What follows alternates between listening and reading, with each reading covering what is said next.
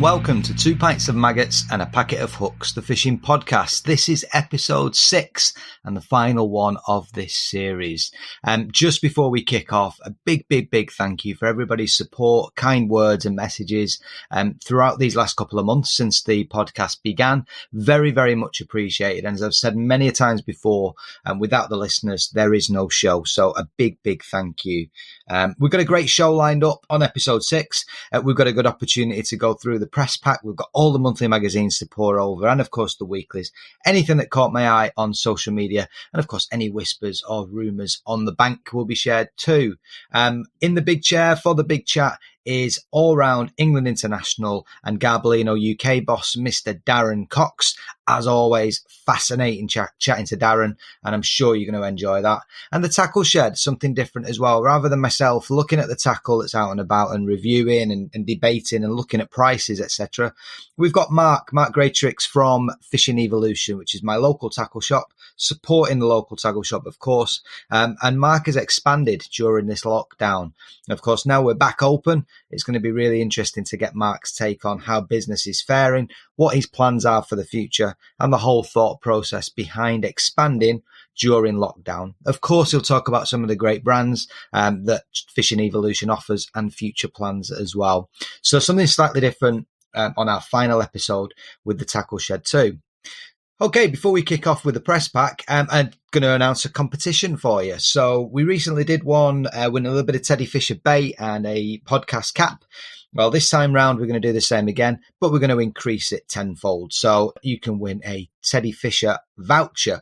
The voucher will be worth £30. It'll be free postage for you as well. Also, there will be a podcast mug, nicely branded up for you to enjoy your teas and coffee whilst listening to our podcast. So further details will follow. In the meantime, let's crack on with the press pack.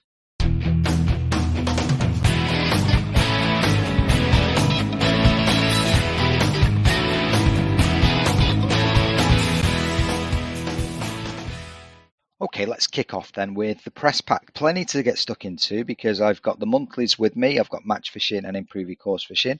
And I've also got a couple of editions of Angling Times since we last did our podcast. So kicking off with Angling Times from the 7th of April. Straight away, page 5, we've got good old Andy Ford, co-presenter, of course, of On the Bank. On BT Sport with Rob Hughes, and he's only gone and broke himself a fish record. I'll quote straight from the magazine so I don't get this wrong, but a rare unusual fish that shatters the world record has been caught from Diva Springs Fishery in Hampshire. Andy Ford was stalking at the water when he hooked and landed an 11-pound, 15-ounce spark-tick trout. Never heard of one. This is fully 2 pounds bigger than the current record. The fish are a cross between a brook trout and an Arctic char, and is a highly sought-after species among fly anglers. Andy went and said, "It fought like nothing I've ever hooked, strong and meant business. I'm submitting a claim with the International Game Fishing Association, and the best bit is that we caught it on film, and you'll be able to watch it on BT Sport in May." Well, good on him. What a great catch that is. A fish that I've never, ever heard of before. And, of course, the pages are all full of lots of shots and pictures of angling resuming as it should do, with match fishing being allowed, night fishing, etc. And having the ability to sort of travel that little bit further as well. So lots and lots around those bits and pieces in the pages. We'll talk about my little feature shortly in Improve Your Course Fishing, but it was double bubble because Tony, who's the journalist for Bauer Media, did a bit of a 2-for-1, if you like. He did a fishery focus. So on last week's Angling Times, we did a focus on the venue I visited, which was Peacock Waters. And he took a few extra shots and popped them in, which is good. It's a decent article about Steve Ringer's favourite feeder waters. So if anybody's looking for either big catches of bream, a mixture of carp and skimmers, etc., he gives various reasons for various fisheries. They've all got a similar theme to them, similar size, but he gives his reasons why and where to go. So that's with a sort of fishery focus, if you like. So lots and lots in last week's Angling Times with regards to fishing coming out of the doldrums, if you like. Moving on to this week's edition, though, there's some real eye-catching stories in here. Some disturbing, some not surprising. But the main thing, it opens up big image of a tench on the front of the magazine this week, and not surprising. Spring into summer gives these images, of sort of meres and ponds and lakes full of lily pads with olive green tench lurking below them, and it's getting to that time of the year. Look, it does need to warm up a little bit. It's been very, very chilly overnight, that is for sure. And there's lots of tactics of how to sort of approach tench and whatnot in the magazine. And it's no secret that tench are my favourite fish by far, and I'll need to search out a few venues around these parts for me to have a crack. So straight in with page 4 on this week's Angling Times, it says, "Sort out this mess." And it's talking about the government's proposals to tackle river pollution. Critics are saying that it's inadequate. Now, I think it's this week, there's going to be a documentary about sewage going into our waterways from water companies. I think it's a BBC documentary, which is well worth a watch, I'm sure. And this article, I won't read it all to you, but it's basically talking about the new laws that are to come in to manage water companies and what they let from their overflow and storm drains into rivers, and what they need to be doing, basically. And there's a little bit of sort of the government think that they've got this right, whereas others, from the Angling Trust and Environment Agency are totally saying that it's not enough. You don't go far enough, these new proposals for water companies. And they do put some stats in here, and I'll quote these. That shocking new data released by the Environment Agency has revealed that raw sewage was poured into our rivers more than 400,000 times in 2020. That's a worrying 27% increase on 2019. These figures are disgraceful, alarming, and likely to be an underestimation, as not all storm overflows are monitored. Problem's only getting worse. So this is a big problem, and it needs addressing. And again, it looks like the Angling Trust are on the front foot and combating this with support of the Environment Agency. But ironically, below that article is an argument that the Environment Agency are not doing enough around poaching. It says EA pledges the review of poaching in action. So again, former Angling Trust enforcement manager Dilip Sarkar resigned from his position last year in frustration at a perceived lack of backup from the AA. Well, he was given an audience with Junior Environment Minister Rebecca Powell, and they have gone on to again lobby the government and explain that we've created this Angling Trust volunteer bailiff service. We've give loads of intelligence to the powers that be, nothing's been done. Not good enough. So on one hand, you've got support around the pollution piece from the EA, but at the same time inaction around poaching. So bit of an oxymoron going on there. Another thing that caught my eye in this week's mag, this is unbelievable. I like to pick out the odd big fish that catches my eye, and this is a 66-pound 8-ounce catfish caught on a fly. Unbelievable. Caught by a chap called Oliver Cullingford, and it's from a fishery called Burton Springs in Somerset.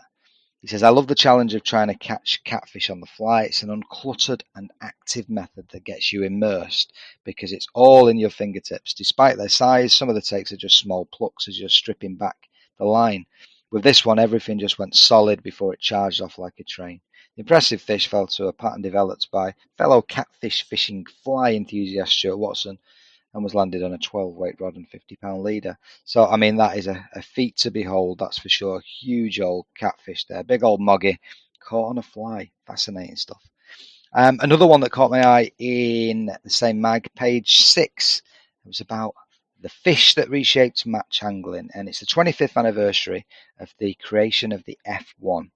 Really good article, talks about why they were developed. Obviously, they're a hybrid of a common or mirror carp with a crucian carp, and it was mainly really around avoiding fish disease, KHV, these sort of diseases. They're immune from it. So there's a couple of quotes here actually from a guy called Simon Hughes, who basically created the fish in 1996 at Riverfield Fish Farm. He says, They're in every major venue and have saved match fishing and pleasure fishing from KHV. That was the only reason we created them, to produce a fish that would be susceptible. Only later did we realise that they were rather hardy and would feed all year. You can't argue with F1s. They're not everybody's favourite species, but they serve a purpose, certainly for match fishing and for getting bites. Just finishing off the match fishing section, and this week at last we've got some results going into the match fishing part of Angling Times, which is great. Say that they've done a really good job over the last few months when match fishing's not been allowed, where they've posed the big question to various top anglers, and they've given a really sort of insightful conversation piece, but actual physical results in there.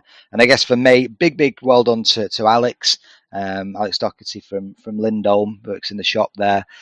He's only gone and won himself of course, the Golden Rod final at Larford Lakes, bagging himself a nice little £5,000. It's over 2 days as well, so it's no mean feat, that is for sure. And he goes and talks about what he did and sort of like the tactics that he did to win that final. So big well done to Alex. Keep it up, young'un, and there's more to come, I'm sure. Okay, moving on to the monthly magazines. The first one that caught my eye in Improve Your Course Fishing magazine was a good article. Andy May, the #1 bait for big carp action. And of course, what he's talking about is the fish are coming out of the winter slumber now. We can be a bit more selective with our baits, moving away from, your maggots, your pinkies, your soft pellets, into sort of hard pellet territory now, to be a bit more selective. And it's a simple enough way of fishing, but what he's doing is he's giving you good tips on reminding yourself about presentation, the type of floats, the shotting pattern, and of course the most important thing there, the feeding when it comes to targeting carp. I mean, he's only used a bag of 6mm pellets all day. It doesn't get more simple than that, but there's a bit more to it than that, and he gives some good tips here. Moving through the mag, page 45. Listen, it's as simple as it comes, but how to plumb up on the pole. How many people do you see plumbing up for a match or pleasuring, and they think they're sort of, there or thereabouts with their float? And I did it for years. I thought dead depth meant I'm just going to have the tiniest little pinprick of float left when I plumb up. That's not the case. I've not taken into account the stretch of the line, not taken into account any silt perhaps that my plummet sunk into. So really, I was fishing for quite a couple of years inaccurately, and surprised I caught as many fish as I did in some respects. And once you understand dead depth, and you understand fishing on the bottom or coming up or whatever, and marking your pole, etc., it makes things much more versatile. And okay, it's a simple article. It's called Quick Fix, which makes sense because there's obviously still some people that are a little bit confused when it comes to plumbing the depth on the pole. So well worth a little reminder. Bottom of the body, always the bottom of the body for fishing dead depth. Page 62 in the same magazine, that is my own little feature, which I'm very proud of, and something that I've worked towards getting right. I had a couple of practices in advance, of course, on the venue that we visited, and luckily it paid off. And to be fair, I'm not bad at fishing deep water, I always have. And when there's a reasonable head of fish, choosing the right ground bait mix, thinking about what you're trying to achieve in terms of attracting the fish and holding them. And Tony, who's the journal for Bauer, he's put the article together really well and explained everything that I was trying to explain to him in my roundabout way. So yeah, if you've not seen it, get your hands on Improve Your Course Fishing, page 62. And I fish a venue that was 25 foot, 30 foot in the middle. I was fishing on the slope, 12.5 meters in about 15-16 foot of water, catching some big old slimy bream. So yeah, brilliant session. I'll be back there very soon. I'm going to do a video on slider fishing. It's a tactic that the venue holds itself well towards it. It's a tactic that I really like, but just don't get to fish enough. So I'll be doing that soon. So that's Improve Your Course Fishing magazine. Loads and loads going on in there, as always. Match fishing is a real joy this month. There's so much going on. So much to consider, so much to think about. But the first thing I wanted to point out was Dave Wesson, the editor, is opening gambit, I guess. He's opening editorial, because he is mirroring what I've been saying throughout these podcasts. And it's all about, he opens up, says, there's no doubt the kudos of fishing for your country at international level has decreased over the last few years, and undeniably match anglers' aspirations have changed to winning big money events as the pinnacle of our sport. And it's exactly what I've just discussed with Darren Cox, with Tommy Pickering.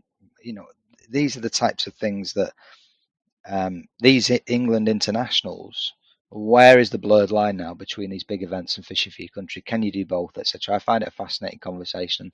Both of those guys gave me real insight. And there's a quote here that Dave says, and in his editorial, it says, up until 25 years ago, the majority of UK match anglers aspired to fish with top teams like Dorking, Essex County and Barnsley. Once they'd made that grade, the next step up was to fish at international level. Well, that's not the case anymore, is it? There's more and more individual events, more and more individual prizes, and that's the way that fishing seems to go. But I do believe, and I said it in one of the previous episodes, that I do believe team fishing will evolve and will grow again, perhaps not to the level of these big 10, 12-man team events. But it caught my eye straight away because we've spoke about it a number of times through this podcast. So obviously I'm on the same wavelength as the angling media. Page 8. Join Nick Speed as he takes a scientific look at what is happening under the water and how weather conditions and the time of year affect the depths that fish want to feed. Really, really important. A very, very good read. Really, really good article. He talks about learning his craft and learning commercial fishing on the likes of Holcroft and what he learned and has then taken to other commercial venues and his fishing overall. So a brilliant, brilliant read. I'm not going to spoil it for you, but have a read of page 6 there. A little bit deeper into the magazine, our guest in this episode, Darren Cox, he attacks a very, very small river. It's called Welcome to the Jungle, stretch of the Warwickshire Stour, where the far bank cover is plentiful and big chub grow. Basically, he's very, very brave. He's fishing a pole across to what looks like a jungle, targeting these great big chub up to about sort of 4, 5, 6 pound and trying to get them out. Again, I won't spoil it for you, but a very, very good read. I had a look crack at those pegs that he's attacking there as well. And he does get a couple, that is for sure. Then the legend of Steve Gardner. Probably not in our media as much as a lot of us would like. He's got to be one of the England greats, representing England at 26 world tournaments. Just unbelievable. And he's there at Old Burial Fisheries, putting together nets of my favourite fish with tench, bream. You've got all sorts going on, big roach. It's a wonderful read of Steve Gardner. And okay, he might be of the more vintage era now, but he certainly knows what he's doing. And the last thing that caught my eye in Match Fishing magazine, page 97, it's a method I've never tried, and it's something that I think I'm going to have a crack at, certainly when the rivers reopen, and that's flat fault fishing. You've got Ed Warren fishing the Stratford's Lido stretch of the Warwickshire Avon, and he fishes a flat float in very coloured water, putting a cracking net of fish together. He's using a bait dropper and all those great tactics of fishing coloured water, worms, etc., ground bait. My sort of fishing for sure, but I've never done it before. So I think that's one on my to-do list and one to learn definitely. And let's move on then and have the big chat. Teddy Fisher Baits specialise in the manufacture of fishing ground bait and additives. We combine a 40-year-old proven fish catching recipe and the experience of our skilled team. Fishing is an adventure, and here at Teddy Fisher, we strive to make that adventure a success. Go to www.teddyfisher.co.uk to see our full range of baits. Hi and welcome to the Big Chat. This is episode 6, and in the big chair for the big chat, we have none other than legendary all-round angler, England international and Garbolino UK boss, Mr. Darren Cox. How are we, sir? I'm good, thanks, Dave. You? Yeah, I'm very well. This is the last in my series of these podcasts, Darren. I can't believe how quick it's gone, but it's gone down really, really well. So a big thank you for joining me. You're welcome. I've listened to a couple of them. They're really good, really enjoyable to listen to. Ian Apes is a legend of mine, and he just is perfect to listen to, isn't he? A lot of it's been a lot of memories for me as a kid growing up. Those types of anglers, Keith, Ian, Tommy, were all sort of icons of mine, and it's been great to sort of chat and talk about various things. But how did it start for you, Darren? Because I say you're a Yorkshireman, but you're living in the Midlands. What are you, York, Sheffield, Leeds? Which part of the county are you from? I'm actually from a place called Wetherby or Boston Spa, it's right in the middle of a triangle between Harrogate, Leeds, and York. You know Wetherby Races. Most people know Wetherby Races. So yeah, there. So I grew up on the River Wharf, and I started fishing as a young kid. I was desperate to go fishing. I don't know why. I don't know what prompted me. I think I must have just seen somebody down the river. And my dad didn't fish, and I nagged him to go fishing. And unbeknownst to me, he actually went fishing with a great friend of his, a guy called Jerry Boyer, who's sadly not with us anymore. And Jerry taught my dad what to do, the basics. And then my dad bought some gear and he took me fishing. And we learned together. He knew a little bit more than me, but obviously I was mad keen. And suddenly we spent a life in fishing together, which was amazing. And was that on the river, your first trip? Yeah, first trip. It's actually on the River Nid, my first trip, which sounds a bit daft because I live on the wharf at Wetherby. But Jerry had this little tiny stretch of the River Nid. It was literally 100 metres. And it was just, it ended up just ours, my dad's, mine and Jerry's. And it was back of an old tyre yard. But it was out in the sticks, it was beautiful. And, my first fish I ever caught was a gudgeon. Beautiful little marble, look like tiny little barbelled, beautiful creatures they are. And then I caught a chub about 10 ounce. And that was me. I was hooked. Fantastic. Well, I think you know the drill because we've just discussed before we came on air. We do this sort of past, present and future. So you give us a nice little glimpse there into past. And I'm thinking, actually, I do know your area because I lived in Bradford for a year. And I'm thinking when you go up the sort of A1 area, you've got a lot you've got the Wharf, Nid, obviously the Air, the Ure, not far up at Ripon sort of way. Exactly right. Yeah. I mean, if you go from Wetherby, you go straight over the Wharf. Then 5 miles later, you go over the River Nid at Huntingdon, Cowthorpe, up that way.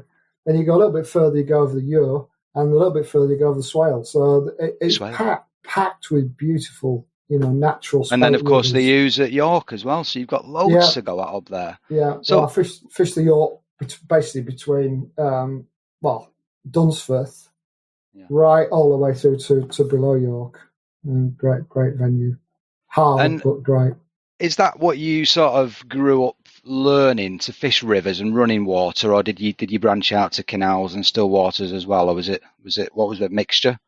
It was. I started first of all on this little tiny stretch of the River Nid, like I said, and that really got me hooked.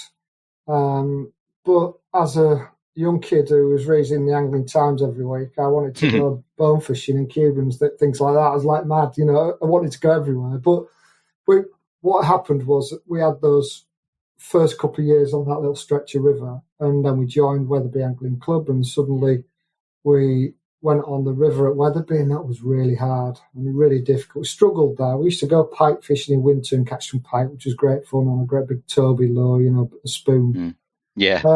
And that was great. I loved that because as a young kid, you want to catch something that bites your back, don't you? And it was just great. I loved it. But then we progressed. When we used to go to a place which was actually 30 odd miles away from Wetherby. It was a place called Waplington Pond near Pocklington. Right, yeah. And that's the other side of York on the Bridlington Road. Tiny little pond. I think it had 24, 25 pegs in it, and there were probably only about 12 of them that were fishable. Yeah. It was full of roach and perch and silver bream, and there was loads of tension in it, but they drove me mad because I never caught one for about 5 years. They absolutely drove me mad as a kid. I was desperate to catch one.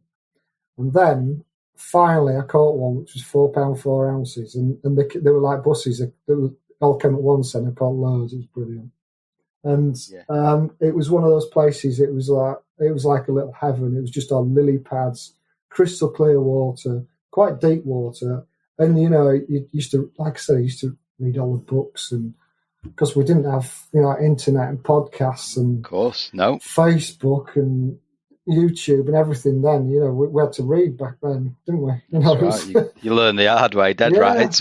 It takes me back to a similar story when I was a kid. There was a friend of mine, a friend of my brother's. He said, "I'll take you out to a waters." A 2-minute drive from the house. Didn't even know it existed. It was a tiny little pond called the Figure of Eight. Exactly what it was shaped like. And I remember the first time the float went under. I think I'd got a little 6-meter pole first time I'd used it, and it was a crucian carp. It was the first crucian carp I'd ever caught. And then you just think to yourself, probably like you did with this pond at Pockley, and says, "What's in here?" And you've got to keep going back then and trying to get these fish. It's brilliant, isn't it? Yeah, it's like a personal crusade, isn't it, to catch them all?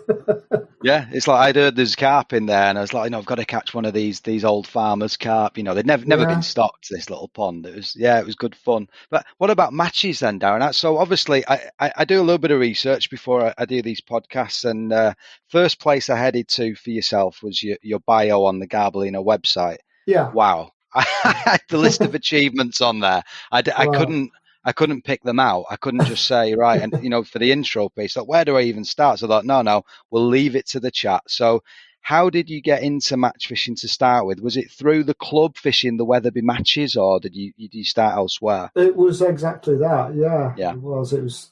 I mean, they had some junior matches, but there was one guy who used to run them, Francis Atkinson again. He's long gone, but he was a great bloke. And then my dad got involved helping because it ended up there was about 45 juniors and 30. I think they used to have matches at Wappington Pond, and it was a sellout, and it was a bus full, and I think they could get something like 35 on a coach.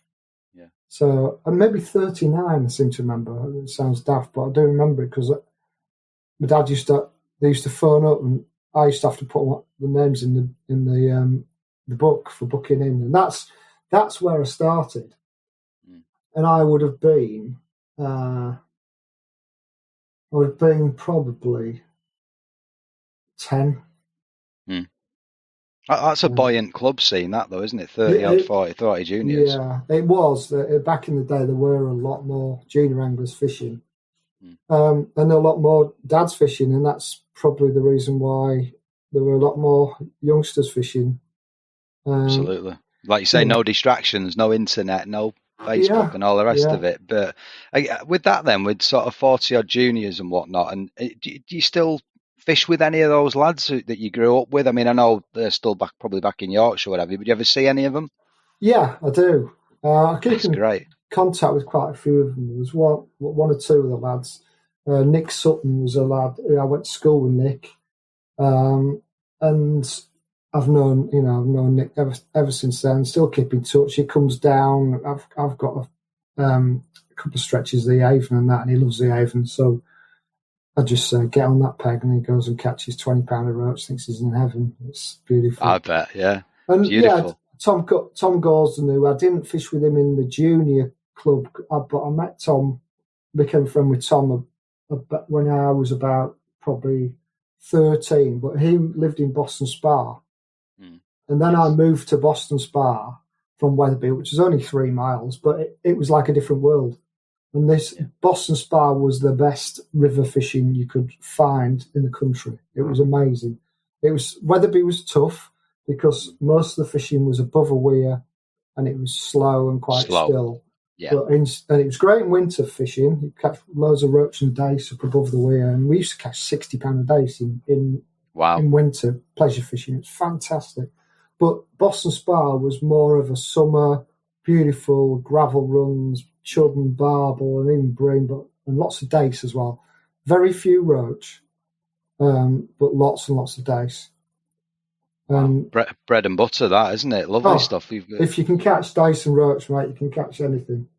Yeah, fantastic. Yeah. And was the club running matches on those stretches? Yeah, well, that's it. As I say, it's funny because I moved to Boston Spa when I think I was about 12. I was actually just going up to high school. I stayed at Wetherby High School, and I was living in Boston Spa, and it was the best thing that could have ever happened to me in terms of my fishing, because I could get on my bike, and within about 4 minutes I could be at the river, and it was the classic. You probably did it yourself. You strap the rod to the crossbar, Yeah. and I had a little trout bag and a trout landing net. I put my waders on, and I used to go fishing all over down the river, and I'd say, right, I'll go in the weir pool tonight, and I'd have a maggot bag around my net, and that's the only bait you would take. If you were going to go try and catch chub and barber, you'd have a tin of meat, but you couldn't really take 2 rods, so you went to fish for chub and barber that night. Yeah. And that's how I learnt my craft, and I used to spend hours. If I wasn't fishing, I'd be sat on the river bridge watching anglers fishing on what we call the day ticket side. There was like the private stretch, and I was allowed to go on the private stretch because I had a club book. I was a member. And the other side was a day ticket side. And you could guarantee there were always a couple of anglers on the day ticket pegs just below the bridge. So I'd nip down and just watch them. And you could see them throwing the maggots in, and they'd be fishing stick float, and they'd be getting 25 bites and seeing one of them. And, I'm not dissing them. If I was down there, I'd be doing the same. I'd be getting 25 bites, not seeing. But that's how I learned how to try and catch them. They were fishing too heavy as I was at the time, so I started making my own floats, little tiny. We call them cattle floats. We designed them actually for the River Nid at Cattle, which is just down from where we spent all that time as a real young kid.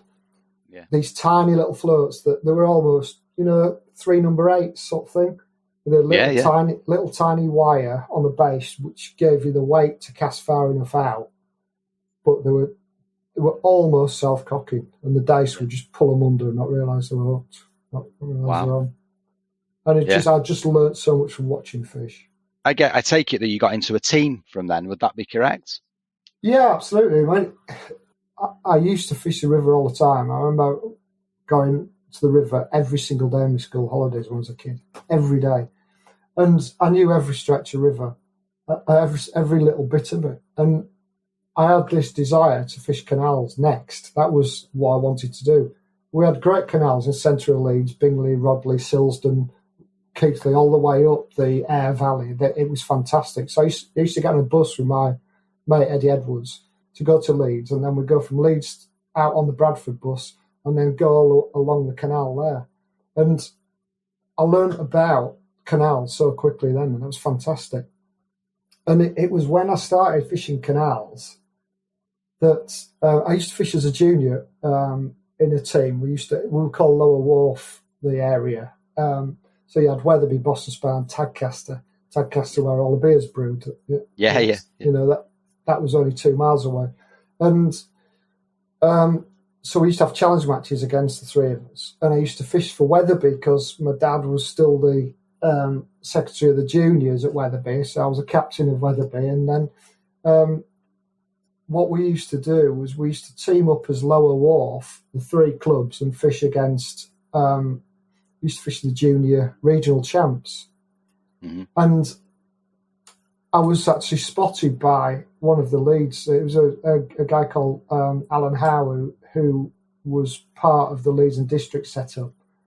And he came to me one day and he said, there's a membership book there for Leeds and District. He said, you get, hundreds of miles of water. You can have that. It's free of charge. So I'd just like you to come to one of the trials and come and have a go and fish for Leeds Juniors. And that was it then. I fished for Leeds Juniors with some fantastic anglers. And we travelled up and down the country. We won junior nationals, fishing against the likes of Brad Titmus, Steve Hemingway, Richard Kinnersley, all the old Leicester lads that are still about now. They were great friends of mine, and it was a fantastic time. So that was what I did as a junior. But then at the same time, when I was old enough and allowed to, I fished for Boston Spa in the Nationals. And again, I think we were about in Division 3 then. There were probably 4 divisions. We were in Division 3, and one year we got promotion. But I fished with a guy who actually fished for England, a guy called Howard Robson. Okay. Howard was an amazing, amazing angler. And him, myself, and Tom Gorsden, he was a school teacher, Howard, and he almost took it upon himself to tell us as much as he could about match fishing, and he just basically schooled us, and he imparted every bit of knowledge he could, but he made us work for it, and he made us understand it and question it before we actually copied him and did it. And it just such a clever angler. We used to travel up and down to Trent in the summer, because he was a school teacher. I was still in sixth form or at uni, whatever then. And Tom was a school teacher at the time as well. So we had great times up and down. And that's basically, so I was fishing the juniors for Leeds, and then I was fishing for Boston Spa in the seniors. And then Leeds and District seniors asked me to join them, which I did. And it was then Leeds Tetley, which was run by a guy called Ron Fernley. So Leeds Tetley, and then it became Leeds Shimano. Fish with some great anglers there, fantastic. They would have anglers. been in Division 1 then, I guess. Yeah, they were. Yeah. So I fished them for a few years. And in the meantime, a guy called Stan Haig, who's still really good angler now, Dave Thomas, who was former world champion. Yeah.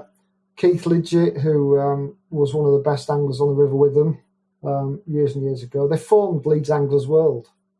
Mm-hmm. And they asked me... As in the Anglers World Holidays. Anglers World Holidays, yeah. Martin Founds from Anglers World Holidays sponsored us. And formed Leeds Anglers World, started in Division 5 on the Witham and flew all the way through the divisions, winning a couple of them on the way and having a fantastic time. So I really learned a lot from, like going up the divisions, because we were fishing against Highfield just come onto the scene.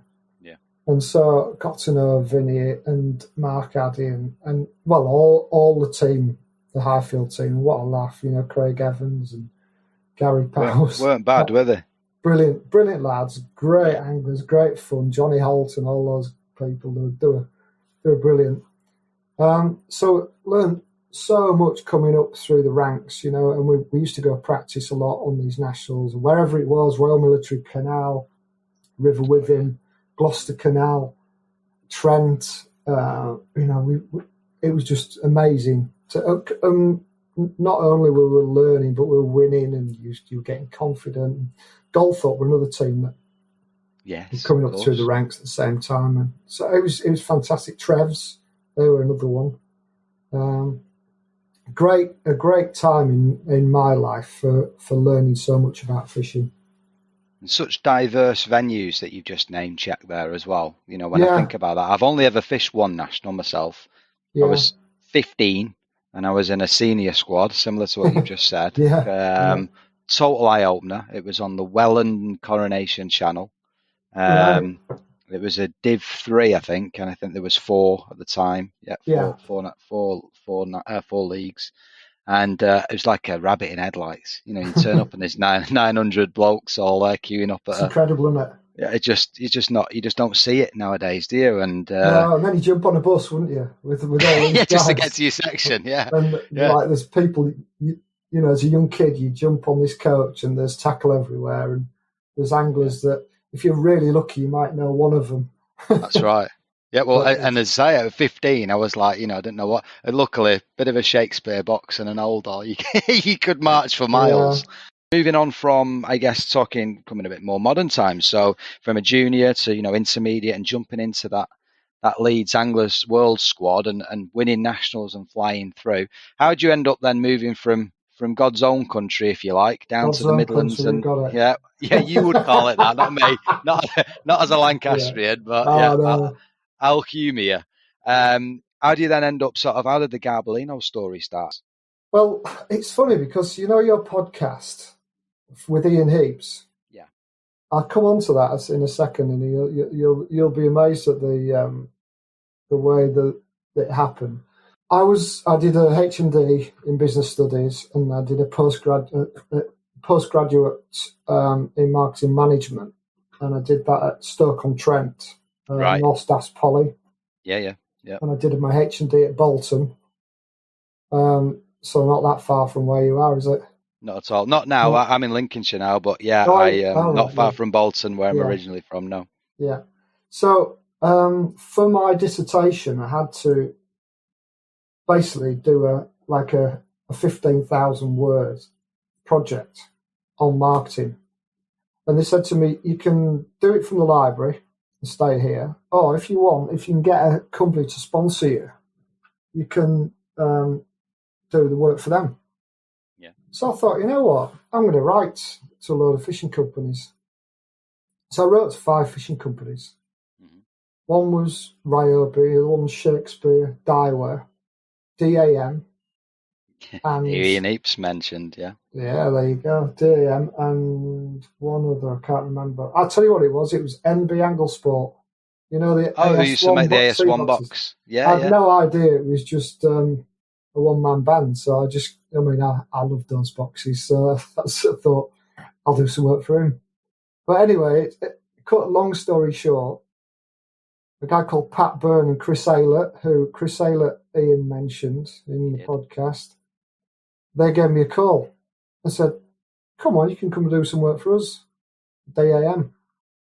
So I went down to Leamington Spa, which is about 11 miles from where I live now, and did this, basically a market research on luggage, fishing luggage for them. Right. So I presented this market research to them. I presented it to my Polly at North Staffs. I got a distinction in my postgraduate, and I got offered a job by D.A.M. straight away. They said, we'd love to have you. You're a great lad. We know you like fishing. You'd fit in well. Come and work. Chris got me up. He said, come and work for me. I said, absolutely. I didn't even ask him what the salary was. I'm there. I've got a job in fishing. It says, wow. And it was. I was like a kid in a sweet shop. Of course. It was absolutely amazing. It was. And one of my first jobs was a marketing assistant. That's what I was at the time. Yeah. One of my first jobs was to be the guy who carted all the D.A.M. roadshow stuff around to Ian Heaps' roadshows, of which you went to. Yeah, I did indeed. Absolutely. I probably did 150 of them in 3 years with Ian. And wow. When you know, you go down there and suddenly you got this guy who goes on these roadshows 2 or 3 nights a week, doing his films, and got the Irish Tourist Board there. You've got groundbait companies there, and there's all these anglers, and it's just amazing. And I'm there as this young kid, rabbit and headlight job again. Yeah. But before you realise it, I knew what I was doing. And anyway, about 4 months down the line of being at this biggest school in the world for me, Chris Aylett, the boss of the company, came down one night, and I think we were in Uxbridge or something like that, and Kevin Ashurst was there. He was one of the star guests. There was Kevin Ashurst, there was Ian Heaps, and there was supposed to be one other who couldn't make it. And Chris said, oh, don't worry, Darren will do it. So there's Kevin Ashurst, Ian Heaps, and little old Darren Cox here on a stage in front of 500 people. And I'd never done any public speaking before in my life. and I'm there. So there's people firing questions at these world champions. And I'm one of the ones that's got to answer them as well. So I did my best, and hopefully I held my own a little bit, but I was very careful not to say anything daft, just say a few things, be sensible, and let the stars run the show, because I was there to see them as well as they were there to see them. So yeah, that was my first job. That's how I came down to Warwickshire, and that's why I'm still in Warwickshire. As Ian purported in his podcast about Chris Aylett, it was D.A.M, and Chris fell out with the Germans basically, and so they withdrew the franchise. So he was a 49% shareholder, they were 51%. So they took it off him. And then we were left with, we had Garbolino, we had Milo, we had Brennan Hickman, Mustad, quite a few different brands. I think Chris had got an inkling that this was going to happen because the market was changing and brands were moving into different countries and things. So Chris created this wholesale company that sold brands, and basically said to me, look, we've got loads of fishing tackle. I can't afford to do any marketing. I want you to get on the road and I want you to sell fishing tackle for me. So I said, Chris, I'll do whatever it needs to help the company succeed. And so he sent me back up to Yorkshire for 18 months to build a selling patch, and I sold to the North East and Yorkshire and built a patch up. And then he dragged me back down. He said, right, I want you back in the office now because I need you. And we employed somebody basically full time to be a salesman up there. So it was really good grounding. I went out, visited the tackle shops, made lots of friends in the tackle shops, understood how tackle shops worked. Yeah. As a kid, I worked in Lower Wharf Anglers, who it was actually my father-in-law, that he is now, that ran the business, Dave. Married his lovely daughter, Jules. Yeah. Still married now, despite being a fishing nut. I was going to say, well, if her father owned a tackle shop, she's grown up with it, hasn't she? Yeah, she's hardy to it. So that's, I came back to the company was fairly nondescript tackle sales, we called it, because we wanted the brands to shine rather than the name of the business, because there were multi-brands. And in the end, the business was sold to Leeda. Okay. And I was asked to go with the business. So I became a minor shareholder in the Leeda business. And then we built Leeda up into a really big company. It took us about 6-7 years. Again, I learned so much. I was basically product manager then at Leeda. Managed Garbolino, MAP, Steadfast, created the Steadfast 2XL brand, dealing with, all kinds of brands and working with suppliers, going over to China and working with Chinese suppliers over there. So real experience and pretty much doing everything you could ever imagine within fishing tackle, from sourcing it to selling it. And in the meantime, going out and testing it and using it and really enjoying my job. In all honesty, I've been very, very lucky.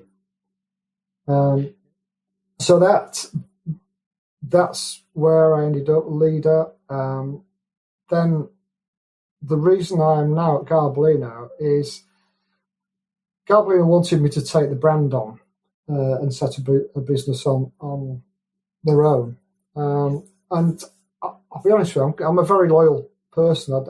I'd never actually jump ship and move jobs. So I went with the flow, as it were. I went with the brands and everything to the different jobs. But Leader bought MAP from Dave Harrell and Foster's of Birmingham. Yeah, just a distinction for the listeners there, because and not a lot of people know this. So Dave Harrell, and I can let the listeners know actually at this point, Dave will be one of our guests in Series 2. Yeah. It used to be called Midland Angling Products. That is MAP. MAP, Midland Angling Products, yeah. And then when it was sold, it's Match Angling Products. That's right, isn't it? Yeah, that's right, yeah. Just a distinction for the listeners, because I don't think that many appreciate that it was Dave's company once upon a time. But yeah. Oh, absolutely, yeah. I mean, Dave was the driving force behind it. Foster's of Birmingham. Basically, what happened was that Dave was building floats from manufacturers in the UK. Yeah. He was buying rod blanks from manufacturers in the UK. And Foster's of Birmingham started to sell them out of the shop. And basically, there's a guy called Bob the Rod who still works at Foster's. What a great name. Is that right? Yeah. Bob the Rod. He's even better as a Leeds fan. Oh, crikey. And he's still making and building rods to this day. But he was building most of the MAP rods at one point. So what Leeda did was they took that brand, because they were selling the brand at that time anyway, and they were sourcing it. They were sourcing the brand for MAP at the time because it had got so big. So we were actually buying products from China at that time. So Leeda wanted to buy the brand, and so they took that on. So this was the first match brand they had that they owned, because most of the others were just franchises. So it was in Leeda's interest to try and build that brand up. And at that point, it was a direct clash with Garbolino. Of course. So we were in a meeting, and I was asked what I would do and what would you do if you were us, sort of thing. I said, well, if I was actually, because at the time we'd sold Leeda to a big business, so I was just employed at that time. I wasn't a shareholder, so I was just there to basically advise. And I said, if it was me, I would concentrate on MAP because I would own the brand, so I'd want to build that business up. So they said, well, what does that mean for Darren Cox, and where are you going to be in 2 years' time if we haven't gone Garbolino? I said, who knows, but that shouldn't be your concern. Your concern should be MAP and growing it. And they respected what I said, and they knew that I would probably go with the brand, and that's what I did. So that's how I ended up at Garbolino. To cut a very long story short. No, to be honest, it all makes sense, because what you've just said about the loyalty piece, everything that you've just done is organic. Yeah, there's not absolutely. been anything that's been forced. There's not anything that's, you've been honest all the way through, and that's just the way it's led to how it is. And just talking about those, they are still there. MAP is still part of Leeda, isn't it? Absolutely, they've got Witchwood. Very well with it, yeah. Wow, really interesting story. Now, obviously, it's Garbolino French. Yeah. I can see your team's building as well. I noticed a little note today from good old mate of mine, Les. He posted out that Jamie Wilder's joined your team of consultants as well. So, I mean, that team you've got, I mean, I used to fish against Swaney up in the northwest when I was there as well. What's the plans then for Garbolino moving forward? Well, we've just had a bit of a hiccup with Brexit, which has cost us a couple of months in terms of growth and stuff like that, but that seems to be a bit more behind us now. But it's just we're organically growing, and we have been for a number of years. We're not a wealthy business where we can just plough a lot of money in, but there's money there if we can justify that it's worth investing. So, we've gone from basically when I started to take it on originally when I left Leeda, we've gone from just selling poles and a few rods to being a brand that sells everything now. Yeah. And it's taken a lot of years, but Garbolino is a huge brand in France. Mm-hmm. And for many, many years... It's one of the biggest, isn't it? Yeah, it's the second biggest in France in terms of match fishing products. What's the first, Reef? Census is the biggest. Census, yeah. Okay. Yeah. And Census and Garbolino have pretty much held most of the lion's share of the business in France. Yeah. But a lot of what they did in France didn't help us. They've got 13-metre limits on poles, and a £2,000 pole, if you try and sell a 13-metre pole over here, you got no chance. So I was having to redevelop the poles to make 16-metre poles rather than 13 metres. So it sounds daft, Dave, but if you make the best 13-metre pole, you can't turn it into a 16-metre pole. No. Yeah. Because if you just throw two barrels up the end of it, the balance is completely out. So you've got to make a 16-metre pole. Well, I guess, is that the clue in the name? So when I think about what's the last range, I had a waggle of Garbolino. So UK 1, UK 2, UK, the clue's in the name, right? They've been designed for the UK market, I suppose. Absolutely, yeah. And whereas you'll see, I mean, other brands, there's quite a lot of other brands where you've got 13 metre pole and then you get 2 extensions, for example. Mm-hmm. That's utilising existing products from abroad. There's quite a lot of other brands that will have a 14.5 metre pole that goes all into one. Ours is one of them. And then you have an extension, because what's happening is you're not putting parallel sections on. You're actually going down to your 14.5 metre section, and the sections are still getting slightly bigger. And when they are slightly bigger, obviously they could be more rigid because the conicity is greater and the pole holds its length better at its longer lengths. Yeah. Yeah. Well, thinking about it as well then, with Garbolino, thinking of the brand, I've not even got any notes on the brand. I'm just off the top of my head. There's some classics in there. There's not many lads I know, or lasses, a few ladies I know that have used them as well. The Rocket Feeder. Rocket Feeder, yeah. What a rod that was. Yeah. I don't think we've had a version for a while. I'm not too sure. Well, we went Rocket and Super Rocket, and then we moved to Bullet. Yes. And now we've had Silver Bullet. So, we're still going. And they're a great rod. But obviously, with inflation and stuff, it's not a 25, 30 quid rod now. It's a 35 to 50 quid rod. But, and I think as well, it's that competitive. Everybody's in that space now, aren't they? That sort of trying to get the best they can get at the cheapest possible price. And okay, so I mean, that's a great story, that with the whole Garbolino piece and the growth. And you've just given us a real good overview of how you started and grew through clubs. We have crossed swords a few times, Darren, and to be quite frank. In fact, on the Garbolino Club Angler of the Year competition, last year, Lindholm, you drew me an absolute flyer, so you can do that again for me this year, please. I'll try my best. Yeah. And for me, I want to bring this up on behalf of, I'm in 2 clubs now, all my team all my guys from Manchester.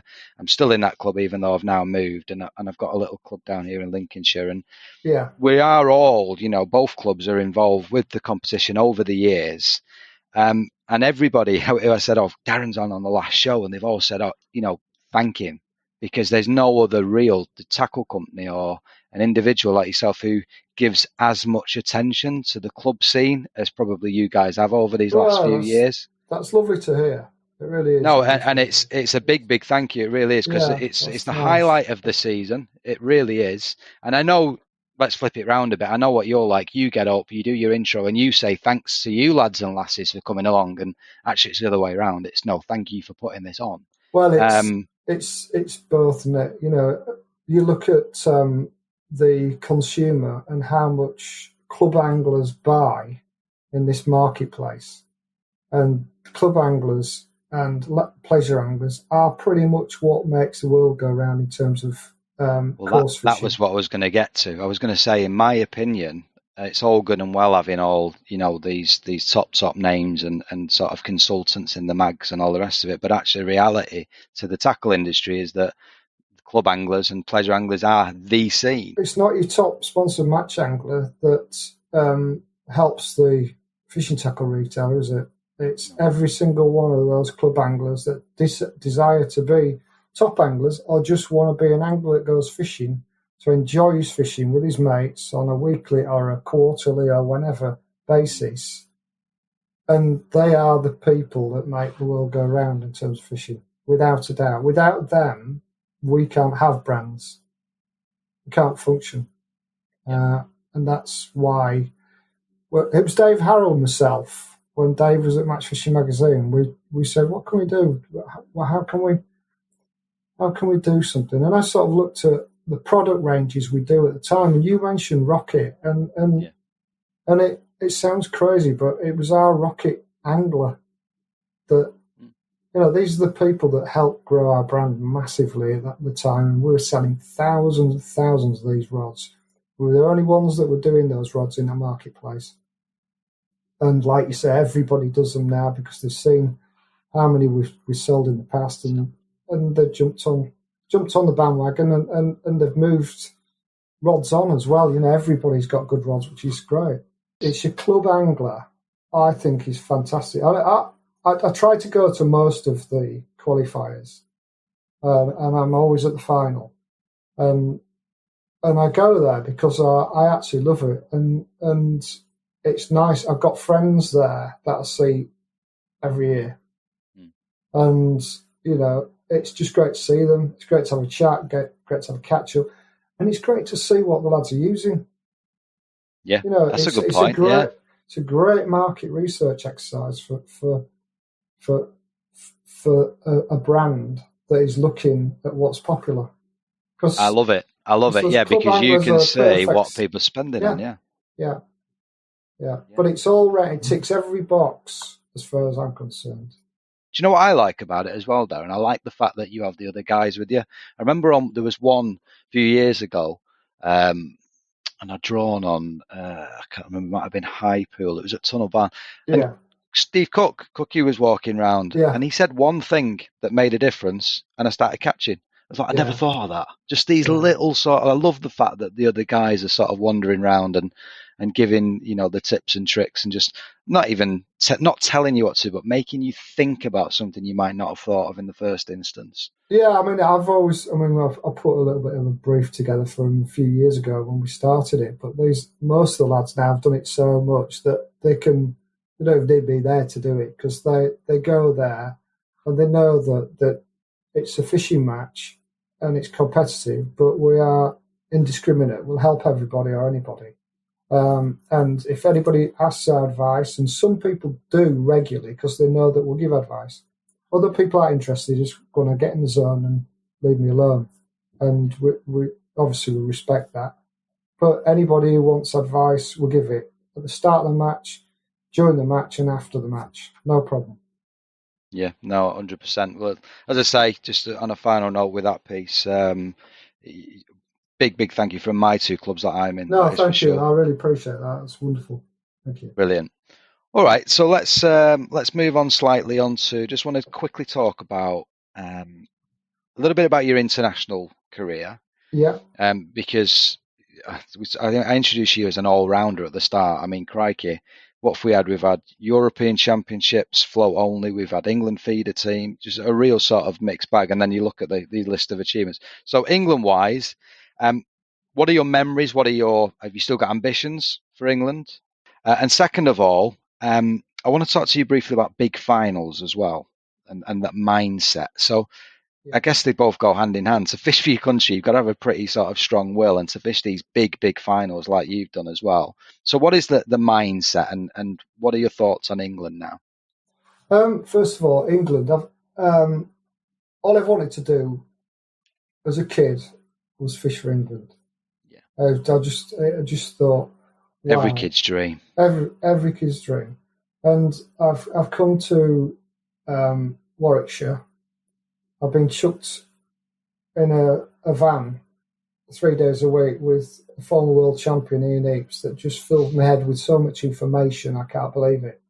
Got Mark Downs, who's also sponsored by D.A.M at the time, and I got to know him, and basically I was invited to join the Starlets, another dream come true, and everything just came together. I just started fishing much better. There was all this information, all these people around me that I could just suck all this information from, and I just thrived with it and loved it. And I was a single lad down here, and I used to go fishing all the time. And I'd go travel around all the matches and everything. So I worked hard, really, really hard, and I did really well in a lot of big matches. And I was delighted with it, over the moon with it. I learnt more living and breathing with Starlets than you could ever imagine, because there were so many people to bounce off. I still speak to Sean Ashby every week now. One of my best friends, lifelong friends, but loads and loads of them. And they all helped build me into the angler I am, and hopefully I helped them do the same. But between us, we grew up and just got better and better. And when suddenly you're asked to fish for England, it's just wow. And I'll never forget it. The first time I ever fished for England was it was at Thurston Lakes in Milton Keynes. Milton Keynes, yeah, home international, and it was a fantastic, absolutely fantastic weekend and few days practicing. And Stephen Hemingway and I we just teamed up with the new boys. We went down, did a lot of practicing, and we did really well. We won the home international. It was fantastic, and that gave me a lot of confidence. It felt good. Yeah. Then the next year we went to France to a catfish lake, which was incredible. Not really caught many catfish before, but I won the first day on weight, and I won the section, so it was fantastic. And then the second day I won the section again, so I was joint top overall with Eric Luban. He beat me on weight, so I ended up second, which was absolutely over the moon. Building my confidence up. And then I got asked to fish in the European side. I remember we went to Slovakia on this unbelievable water course. It was like a raging torrent. Wow. I fished 50-gram flat floats. I was completely out of my depth. Yes, I caught loads of fish, caught plenty of fish in practice, but I just wasn't as good as the lads who'd already been doing it. They were like 2 or 3 years in front of me before I even started. You know, they'd all done it all before, but I was learning. And I sort of discounted myself for being selected that time. I had a chat with Mark Addy and Mark Downs and said, look, you know, count me out. I'll run the bank. I'll be the sixth man, and I'll do a good job. And I travelled. I'll never forget it because I travelled all the way to Slovakia in a van with Alan Scotthorne and Stu Conroy, and then I travelled all the way back, and I hadn't actually fished the match. Yeah. But they gave me a chance to fish on the second day, and I think it's Alan that would have dropped out because he was the lowest scorer, and we hadn't done particularly well anyway, so we weren't really in the running. And I was offered the opportunity to jump in, and I said no. I'll never forget Stevie Gardner saying, you know, why you should have fished. You know, that's how keen Stevie is. He said, you should have fished. You should have jumped in and fished. Never give up an opportunity. Yeah. And I thought, should I have done it? And anyway, cut long story short, Alan drew peg 1 on the whole match length. And I thought to myself, oh my goodness, you know, if that could have been me, I could have been on peg 1. Anyway, it did no good. It was no fish there. He couldn't catch anything. And that would have just frazzled me. It would have just fried me. I just thought I'd have just imploded. So it was actually the right decision. But, you know, you're sort of building up, you're getting confident. And then you go to that level, and it's such a fine line between doing well and bombing out. Such a fine line. You know, it's like somebody once said to me, squash players, I play this squash player. He's about 3 or 4% better than me, and I can't ever beat him. And it's just those fine lines. 3 or 4% sounds like nothing, doesn't it? Yeah. But you know, these guys, like, that's why England have always been so good. That's why they've always been so dominant. They're always, you know, 5, 6, 10% better than everybody else in the world, or they were. But the world's caught up now because so much information available. And so, sorry, to answer your question, it is amazing to be involved, but you need a few breaks. And I didn't quite get those breaks I needed to drive me any further. And a lot of that was to do with the strength of the squad at the time. It was amazing. And you had to, it was like dead man's shoes, and you had to wait for somebody to fail to get that chance. And a lot of the time they weren't failing. They were just so good, and they were shining against the world. And it was very, very hard to to break through in that respect. And I was working hard. I had a young family. I was working hard, and that was at the point when Leeda was being sold and things like that. And I was taking over with Garbolino. So all sorts happened. Okay, so that was the England float fishing team that we've just discussed there. But then obviously as time's gone on, and I imagine the Leeda thing had moved on and you were settled in Garbolino, and then obviously Tommy picked up the baton with this England feeder team. And we know you can chuck a pig out. So where did the feeder part come into it then? Well, Tommy actually came to me, I remember, before anyone had even heard that there was going to be a feeder world championships. And Tommy came to me, I was down at Whiteacres, and he said, look, I want to talk to you. And he came around and sat down with a couple of them. There's going to be a feeder world championships. I want you to be part of the team. I need some lads that can basically hack it at international level, that they know the ropes at international level, know how to fish with bloodworm, because that'll be a huge part of it. And he said, I need some, not old heads, but some experienced heads. Hence the reason he brought Steve Hemingway in and Dean Barlow as well. Dean was a young England international. Steve was on the European scene at the same time as me. So that's how I got involved with that. And to be honest, I jumped at the chance because I liked the idea of it. I thought it was great. But it was probably the nail in the coffin for the float team because it was so specialised. I had to really choose between the two. And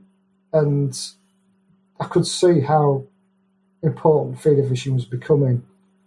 So I thought, well, yeah, I'll have a go at that. It was great, and it was great to get involved. I was gutted to be dropped by Tommy, but I thought I could get back in the team.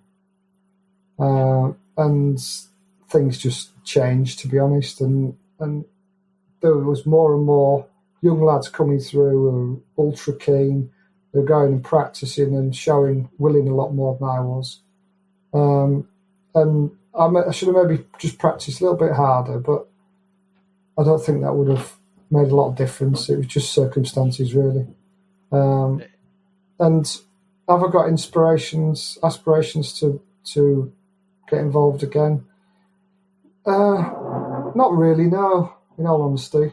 I don't mind. I mean, I don't mind getting involved, but I get involved if people wanted me to be, and they considered that I was important for selection. But I'm not really that bothered about getting involved at management level. Certainly not at this time in my life. I just want to go fishing. I don't want to go fishing. I want to catch fish. I want to win. And no disrespect to the great managers we've got in the England teams, but I can't do that at the moment. I can't go and watch people.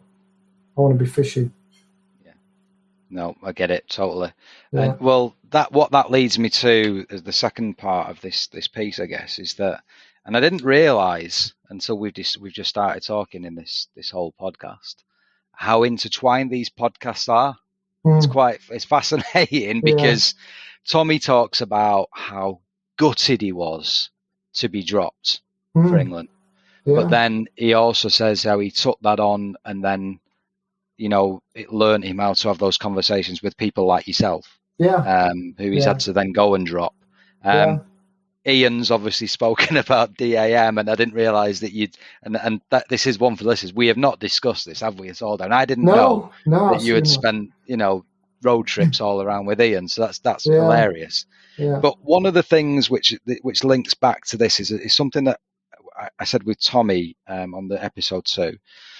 But he said some of these top commercial anglers now cannot fish for England. And the reason why is it's a completely different mindset. And then I challenged him and said, well, can you do the two? Can you chase these big money finals? Because there seems to be more kudos around them. You Fishermanias, you Feeder Masters, Maver Match this, all the rest of it. Or fish for your country. And he's like me and you might be the same. It's like, I think fishing for your country is the ultimate pinnacle, but there's a lot of these lads and lasses now think, well, actually, it's all about these big money finals. Where do you stand? Because you've done both, like Tom. Yeah. You've been in these big finals. You've won a couple of them, made a few bob out of it. But at the same time, you've been in that sort of international scene. What's your thoughts on what Tom said and really where the blurred lines are, I guess? I think he's right. What I would say is the likes of Andy Bennett, Jamie Hughes, these kind of people, they are absolute class anglers, absolute class. They're champions of their disciplines. And I've no doubt that if they said, right, I'm going to set myself a 5-year target and I'm going to try and get in the England side, I've no doubt they could probably learn the ropes and do it. These guys, like Andy, for example, they've come from natural fishing backgrounds. Yeah. So they've got the grounding and they've got the ability and they've got the brain, the angling brain, to switch to anything. But you've got to be doing it all the time to be the best at it, just like they are the best at what they do. Yeah. You try and compete with Andy Bennett catching F1s with maggots and pellets, and you're playing catch up because the guy is a fish catching machine. He's a wonderful bloke. You won't meet a nicer bloke. And the same applies to Jamie Hughes. Try and compete with him fishing pellets of carp on the deck. He's so tuned into it. It's crazy, isn't it? But one of the things that I would say is, when I came down to Warwickshire, I was labelled by Mark Downs as a river angler. Mm-hmm. And he said, look, we'd like you to join us. You won't be fishing any canals or anything because you're a river angler. You don't understand bloodworm, stuff like that. So, we won't need you for that. Is that a bit annoying, being pigeonholed like that? Oh, yeah, absolutely. But there's only one answer to that, isn't there? Just go out and show them what you can. Show them how you can do it. The next week, I went to Rowington on the Grand Union Canal where they were all going. I broke the canal record with 5 carp for £47.12. And the day before, I was second in the match to Dave Berrers with £12.13 of whipcord roach. Who was like the canal king then as well, exactly, Dave Berrell? Yeah. So I ticked those off my list and said, what do you want me to do next? Well, not in a smug way, but I said that in my mind. But the way Mark it'd been funny if you did say that. That'd have been great. The way Mark Downs manages people, he probably said that to make me show him. Yeah. He's a very clever. He's a very clever manager, a very clever man. Not everybody likes Mark, but he's a manager, and he's run Starlets for so many years at such a high level. He has to be respected. Exactly. All you can do is respect exactly what he's done, and he's taught me so much. We spent years going out on the Census Challenge finals, myself and Mark, Paul Downs, Sean Ashby, Keane Wardle, people like that. We used to go and competed at the highest level in France, and they are tough to beat, these boys on Bloodworm and Joker. And we won like 108 teams of 4 event, or teams of 5 event, on a river with Bloodworm, and we beat them, and we won over 2 days, and it was just amazing. And that's the kind of experience that I gained fishing with Starlets, which turned me into a complete angler. It's not a bad side, is it? No, and so going back to the likes of Jamie and Andy, that they could do all this, but they just, if they want to. And if I was coming into the sport now, at a young age, the younger lads, they've probably got a lot more sense in targeting the big money matches, because these matches aren't going to get smaller. The purse isn't going to get smaller. It'll only get bigger. You've seen like the FA Fishing Association match, which is guaranteed 100 grand. It's an amazing concept. I have reservations about that, to be honest, Darren, but that's a conversation for another time. But yeah, no, the concept is 100%. Yeah, that's fascinating. There's more money coming into it, that's for sure. And you've got to ask yourself, do I want to fish? Sadly, the England anglers, they don't get the credibility they deserve anymore. When I grew up, it was the highest pinnacle in match fishing to represent your country.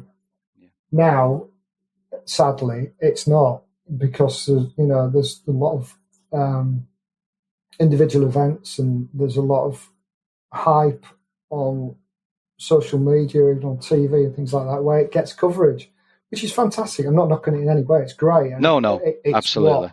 It's what we need for the sport. I think it's an evolution, because back in the day, we did have those big sponsorships, but Embassy, people like that, just we can't have them nowadays. So actually, it's looking a bit more innovative, and I think Matchroom Sports and the whole Barry Earn thing was a real sort of game changer. I think Fisho's still probably the number one on most commercial anglers' lips that they'd want on that trophy. There's nothing like seeing yourself on TV in a big money match. It's brilliant, isn't it? It's just great. It's great. Well, I'll never be there, Darren, so I don't know. I'll be watching the telly, but I won't be with a camera on me, that's for sure.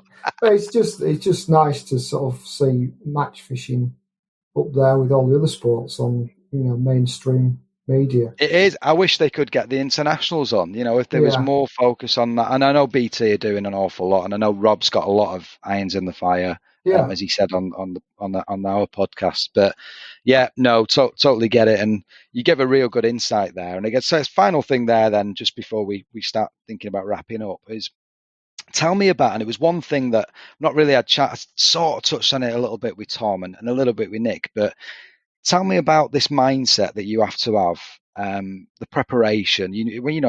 I suppose the qualifying is the hardest part, but when you get prepared to go into that Fisher final or a feeder masters or a park dean or something like that, I suppose park dean's a bit different, isn't it? Because you don't have that much time to think about it. It's part of the same week. No, you're straight into it, aren't you? Yeah. But the others where you might have 3 or 4 months before you're into this final, whatever. What sort of prep do you do? Where do you even start? It's like stepping stones for me. I see it, I think you've got to prep for the qualifiers as if they're a final, because you don't get there otherwise, unless you're lucky. Yeah. And so if you put the preparation into the qualifiers, then you have got a much better chance of getting the reward you deserve, and that's a place in the final. So what international fishing did for me is it taught me how to prepare more than anything, I've got to say. It's been with Will Raisin, Steve Gardner, people like that. They're just the ultimate professionals in terms of not leaving any stone unturned. If you did 100 rigs, Will would and Stevie would do 150, and they would not be satisfied until they'd made the right rigs and tried everything they thought was right, and that really helped my mindset in terms of preparing for team matches and preparing for individual matches. And I always say to people, if you put the work in, for example, you've put the work into the qualifier, you've got through on the qualifier, and you've then got a final to go to.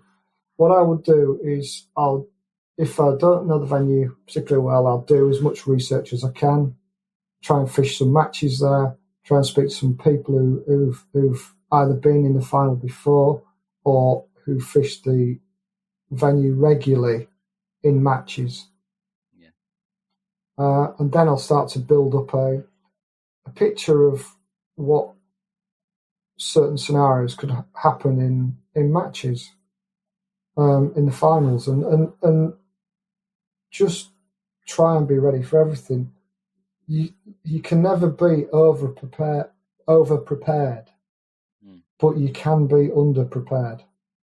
Yeah. And I think one of my strengths in fishing, people always say, "Oh, you've got a tackle shop set up," and other people go to the peg and they set one top kit up and that's it. Yeah. But one of my strengths in my style of fishing is I can set up a tackle shop and I can resist using what I don't think's right throughout the 5 hours. So, but I've got it there ready, and I can always pick it up if I need it, or if I'm struggling and I've got to get out of jail. And there's been times in the past where I've sat there thinking, should have set up a feeder, should have set up a rig for that. And the best way that I can prepare is to have everything ready, because you've got 5 hours, you haven't got time to start reworking stuff in the final, because the quality of the field is too good. If you're on a tough peg, you need to work it. If you're on a flyer, you need to absolutely just destroy it. So maximize it. Maximize it completely. So you put it outside, and especially if it's 2-day finals, because it's like the amalgamation of effort over 2 days, and or the lack of effort over 2 days can have such a dramatic effect. On a weight match, for example, in Feeder Masters, catching, I caught 20, I think it was about 27, 28 pound on the first day when I won it. And I felt like I really maxed my peg out, but I only maxed my peg out because of something I did in practice. On Feeder Masters, they have a match on the Friday and you fish the Saturday and Sunday. Yeah. Cut really long story short, I drew an extra Andy Powers in the practice. He was catching some fish and I couldn't get a bite. I got a few fish. It was flat calm, no wind. This is at Bow Beach and we were chucking sort of 50 metres on the feeder, 28 to 30 foot deep.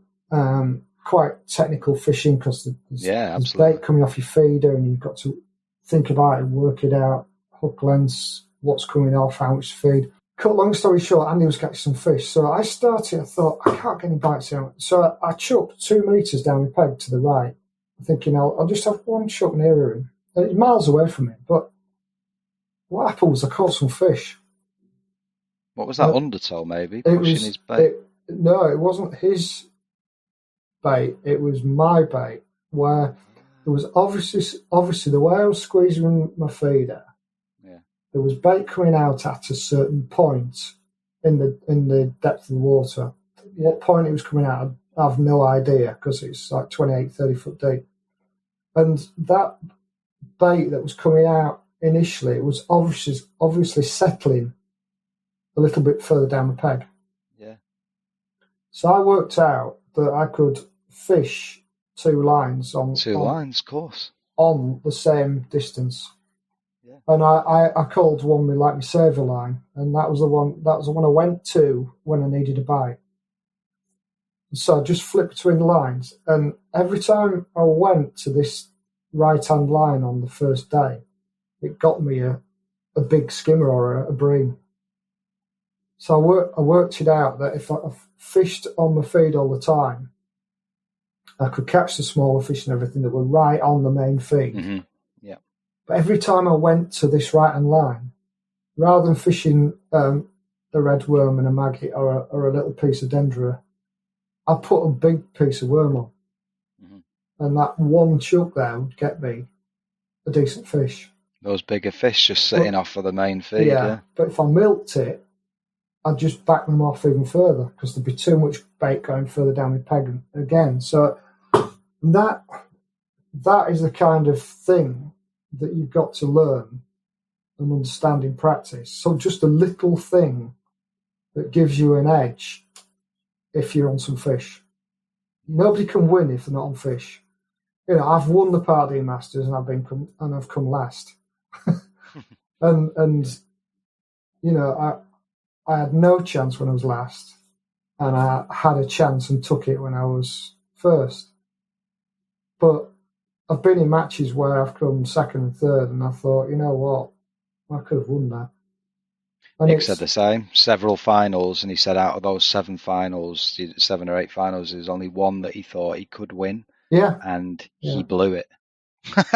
Openly and holds his hand up and say, I fished it completely wrong. But at least I guess if you're on, perhaps, never say a no hoper as such, but you're not in the best area, at least you can be as prepared as possible. Absolutely. And it's preparedness, it's preparation, it's confidence, and it's taking your chance. Tommy's the best example. Yeah, I've just come into the end of his book now, and I'll get him on for series 2 because there's loads of stuff I want to ask him out the back of that, and it's the amount of what there's one theme that runs right through that book, and you could, if you write a book one day, you'd probably got a similar story, but it's the amount of so-called no-hopers that he's been given, where he just ran out winner because it's that mindset. It's not going to be the amount of lads I see that think, this peg, that peg, and I'm going to pack up. I'm not even going to fish. You're like, you what? Crazy. And if people like yourself, Tommy, and all those guys, if you did that, you'd never win a beam, would you? So it's that mindset. It's the winning mentality and making the most of the situation. Absolutely right. Brilliant. Absolutely right there. I need to finish with our final question, and that is, of course, the future. So what is the future of Darren Cox and Garbolino? Well, Garbolino is great news, still growing, lots of new products. As I say, we were a pole brand, and we're now a full accessories and tackle bits and pieces, seat boxes, everything brand, which is what you need to be these days. We're growing our range more and more. We've got a great company in France who are prepared to put money in for good projects, and we're growing well. The business fishing industry is having a bit of a boom. It is. The one good thing that has come out of COVID is that people are using the countryside a little bit more, and fishing is benefit. For Darren Cox, what's happening with Darren Cox? Well, I just want to keep on winning. I love fishing. I love the diversity of my fishing. If I can't win, I'll probably give up match fishing and do something else. Go barbering. I like a bit of fly fishing. Go fly fishing quite regularly. Great. But at the moment, I feel like I can win. I'm winning a bit, and really, really enjoy it. I like the feeder side of things. I love the feeder masters. I love the teams of 4, our mainline DGG team with Dean Barlow, Cy Fry, Gaz Lambert, and Adam Rooney sometimes fishes as well when he wants to do. We've got a great side there, great camaraderie. It gives me the team fix, which I need. And still plenty of individual. I'm going to have a go at some Made for Match Thises and some golden reels this year, but I'm going to focus on venues that suit me. I love Meadowlands, Barston, Larford, places like that. So rather than just fish Fishermania, for example, and get all the tickets and go on what I call like the travelling circus, which I did for years and loved it. But I'm going to do what suits me. I'm going to fish the venues I like, venues I'm confident on, and the venues that are also good to me, because we all have venues that are good to us, and we all have our bogey venues as well. And I tend to avoid the bogey venues because I've fallen out with them. Well, I always stick to this mantra. It's a quote that Roy Marlowe gave me years ago, and he says, "Do what you know, not what you think you know." Yeah. And I've always stuck to that. Absolutely. Yeah. Well, Darren, it's been really, really good chatting, and I will see you on June the 16th, hopefully, at Lindholm Lakes. For the Northern qualifier, I want you to draw me another flyer, and this time I don't want to mess it up. To be honest, last year I didn't mess it up. I had £99.15, and I think 101 got through to the final, so I was gutted. But I did get my section by double default. You can't beat a default section. No, absolutely. Brilliant. So thank you so much, Darren. It's been an absolute joy, and you're thanks welcome. for chatting. I've enjoyed it. Thank you for inviting me on. It's been good fun. For all your fishing needs, be sure to check out Fishing Evolution. Boasting 2 floors of branded displays, visit our recently expanded superstore at Hadley Road in Sleaford, where we offer a huge range of tackle from all of the leading coarse and carp brands, such as Nash, Fox, Corda, Drennan, Preston, Guru, Daiwa, and many, many more. You can also follow us on Facebook and Instagram, where we share all of the latest news and updates about products available in store. Hi and welcome to the Tackle Shed, something different for our final episode here on episode 6. We've got Mark. Mark's from my local tackle shop called Fishing Evolution here in Sleaford in Lincolnshire. So rather than me talking about the tackle that I've noticed across the media and on the bank, we've got the expert to do it for you. So how are things going, Mark? Okay? Yeah, really good, and especially this week. And as we were chatting earlier before we sort of come on to this, was the doors are actually open and people are back in store. They can see what they want and they can do their own browsing. So it's sort of taken that painful part out of the task. But no, it's really good just to see people back in store, really, and everybody's buzzing and, getting out on the bank, which is the main thing as well, isn't it? So, yeah, it's all good. Definitely. Just a bit of history and background, I guess, about your shop, Mark, just so the listeners can have a bit of an understanding. So you took on an original tackle shop. It was called Dave's. Was it Dave's End Peg? Dave's Peg, yeah. Dave's Peg. So how did it all start for you guys? Well, I say Dave's Peg. Like I say, the history of Dave was he had a very small shop on Boston Road in Sleaford, and it sort of grew from there to another one on the end of Grantham Road, and then I think he ended up down Westgate. And every time he sort of I'll use the term evolve because that's part of our title and why we sort of chose it. But he sort of grew all the way up to the shop where we are now, really. And I know we've sort of recently doubled the unit, but he was the one who sort of set the sort of stall out, really, had the sort of customer base, had a lot of accounts in place, and had served the sort of local area really, really well. And we'd sort of talked about it for some time, myself and my brother, because obviously we both got very different jobs, and would be just interested to do something together. Obviously, both always been mad about fishing, all styles of fishing. Between us, we've done pretty much all of it. I guess I'd focus more on the carp side now, but he's more of the sort of coarse and commercial. We do a lot of lure fishing together, and it was just to try to do something together. And then the opportunity came up with Dave's shop, and we sort of the nod, and like any sort of business decision, there's a lot of sort of deliberation, but we went for it. Glad we did. Set the title as Fishing Evolution because we wanted to sort of evolve from what Dave had done and sort of bring it into a more sort of modern brands and things, sort of open it up into the different areas, strengthen the predator side, strengthen the carp side, to try and have a really balanced shop, really, with all the brands that everybody could possibly want. So that sort of started about 3 and a bit years ago. We always thought, knowing that there was a unit next door, that we could possibly go into that. There was always talk of that, but we thought that was probably more of a pipe dream rather than a reality. Yeah. But that opportunity came up again towards the end of last year. And again, we just, same sort of deliberation, consideration, isn't it? And looking back, we even said tonight actually that we're really glad we did it. We obviously had a lot of comments because a lot of people are really seeing that now for the first time. I know we took the dividing wall between the 2 units down in November, but then we were sort of swiftly back into lockdown, straight after December. So people who weren't fishing in that period never really saw it. So a lot of people are seeing it for the first time. It's really good. It's been a big buzz actually this week just for the comments and the praise we've had. So it sort of buoys you for what we're trying to do, because we're still not stopped there really. We've still got other brands that we're trying to add in, and you can't do it all overnight. So I mean, for me, I remember the first time I went into the shop was probably about 18 months ago, when we was debating, me and the wife, whether we was going to move in this area. Obviously, the first thing I think about is what's the fishing like. I can remember you actually popping in because I spoke to you and you was talking about what's the fishing clubs like, what's the drains fish like here, what sort of fisheries, and you was proper inquisitive. That's why. So I remembered once you started becoming a regular customer and started popping up, certainly with our store manager, on their sort of match scene and stuff like that. So yeah, it didn't surprise me at all. That's right. So just for the listeners, so the store manager Jeff, he's like our club chairman.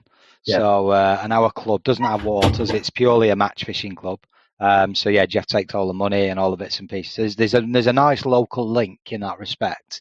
But when I first went in, I thought to myself, crikey, this is like a bit of an Aladdin's cave, because what I'm used to living in a city is, in 9 times out of 10, a lot of the tackle shops are on a high street.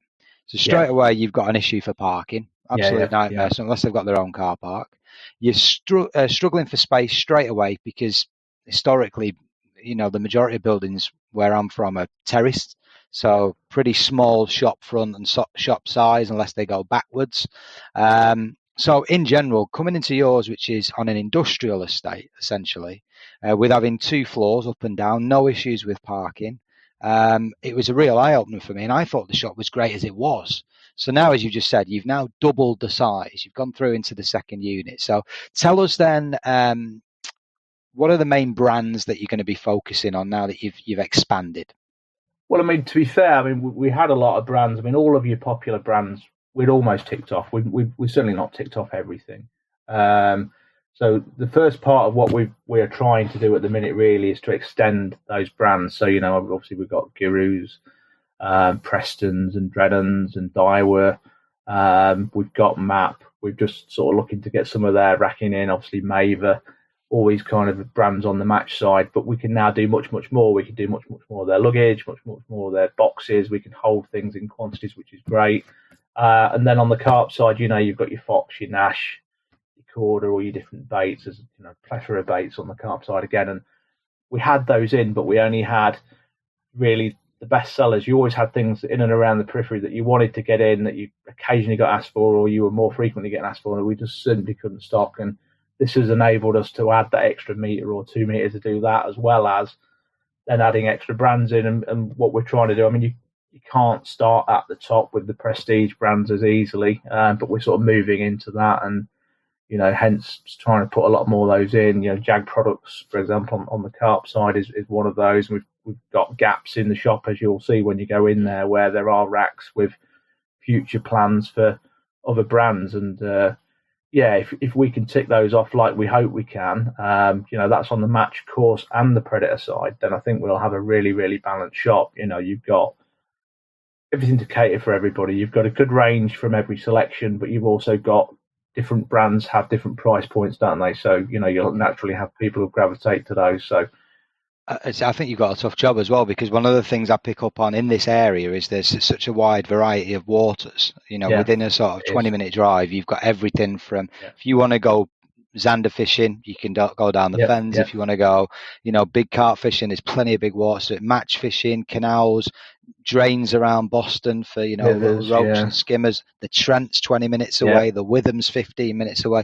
So you've got to sort of cater for all those different demographics, I guess. And that's where the space comes into it, I guess. It is, yeah. And I think that's why we've quickly gobbled up the space that we thought we were going to take a long time to fill. We've been busy over lockdown.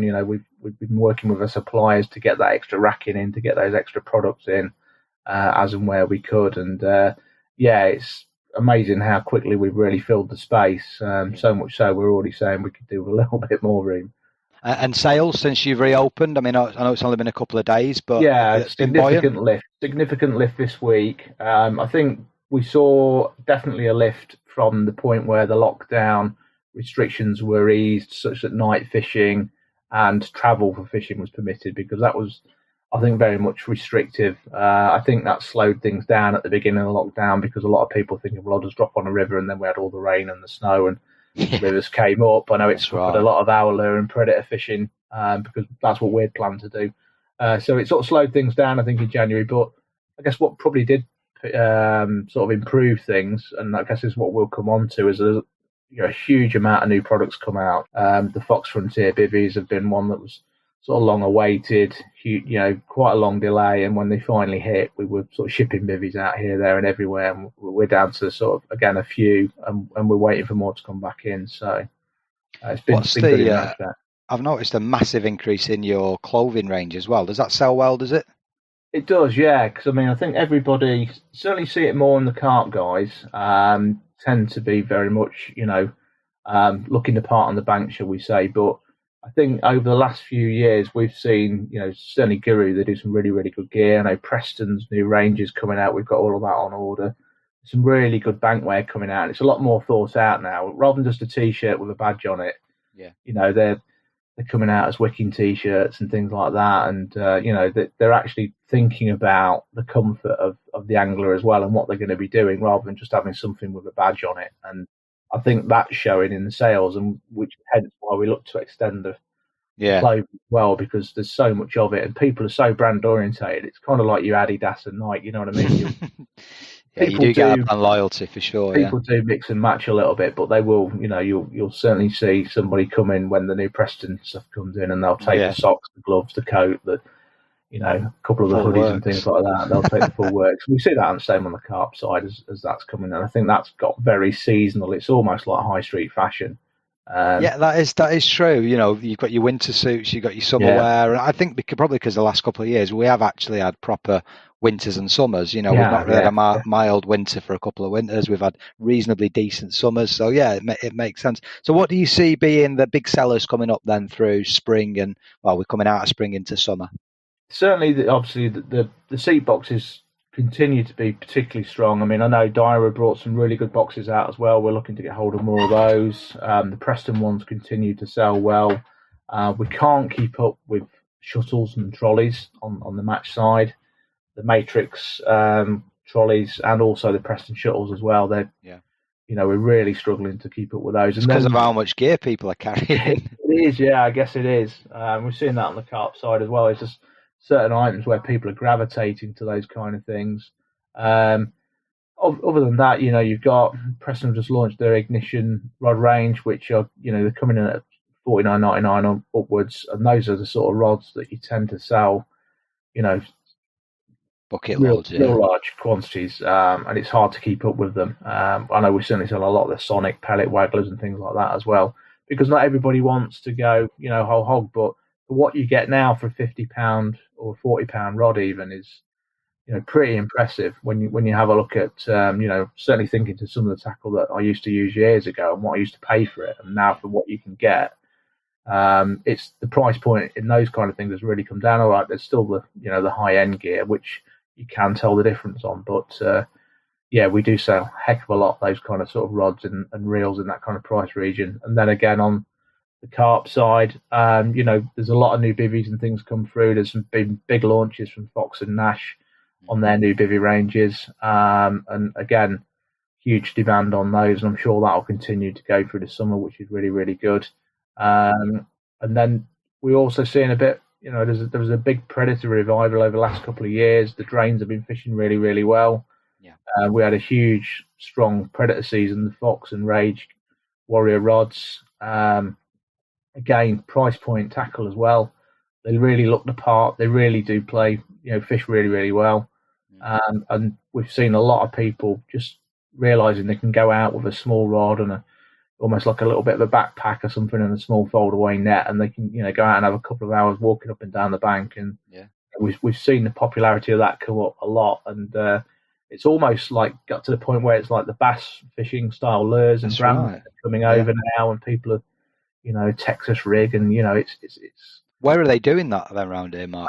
What sort of venues? Drains, Grantham Canal. I mean, they're all, all the sort of drains around us are producing some really, really nice sized perch, as are some of the lakes, to be fair. And I know that certainly the drains locally, without sort of naming any of the venues, produce some really good fish. I think there's £30 fish on the pike side coming out this year as well, which is really, really good to hear. Really, really good to hear.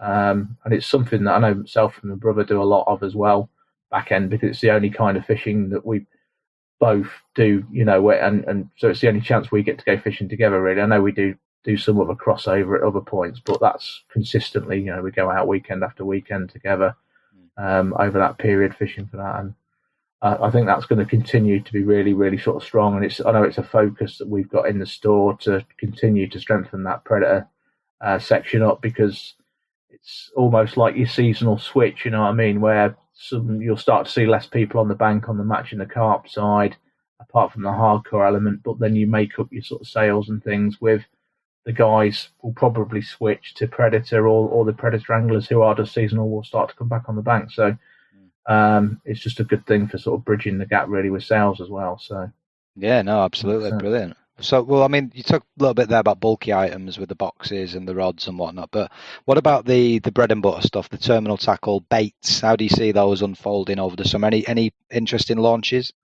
Yeah, so actually DNA baits is one of the new baits that we've just had in. It's a new insect protein bait, interestingly enough, and that has almost been flying off the shelf as of tonight, really, and we've got a lot of pre-orders on it. And I know there's a couple of other carp bait launches coming up as well, so I'm sure they'll go really, really well. They're always sort of I'm not saying it's there just to tempt the angler. I mean, they've got a good pedigree, DNA baits.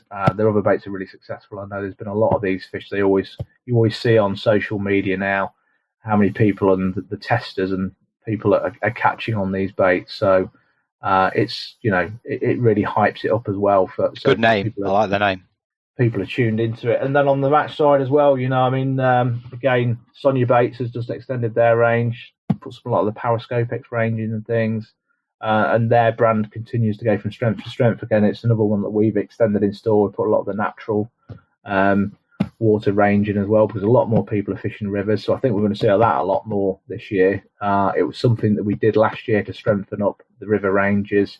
We did it with dynamite baits as well. We did it with spotted fin. We've tried to get all of their sort of river ranges in, because I'm not sure how it will pan out this year, with people being able to do a little bit more compared to last year, where it almost seemed like once the lockdown was raised, nobody could still go back to the pub. You couldn't really go to the football match. So a lot of people came back into the sport, and you're just seeing a heck of a lot of people on the bank. And certainly the commercial lakes were very, very busy.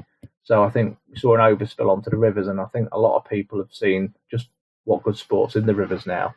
Yeah, I mean, that's a really good point that you said about the peak in angling again since, with lockdown. I think there was a heck of a lot, 300, 400,000 more rod license sales in a couple of months, than there was in 2019. So I guess as an industry, as a trader like yourself, as for my little bit that I whack into the paper, our aim is, I guess, to retain these people, retain the guys that have just started the sport, and retain the people that have give the sport a go again. And what do you think, or what can you tell the listeners with regards to utilising a local tackle shop versus, we know there's tons of mail order out there, and it's all about the knowledge, the local information, I guess. But what would you say to everybody with regards to?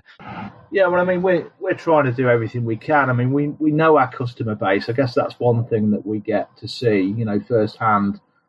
We see the people who are coming in. We know, where the demand is, and I guess without being a multinational, we're looking to tailor the store around where the demand is, and suit people's needs, as well as giving them the advice and the good service.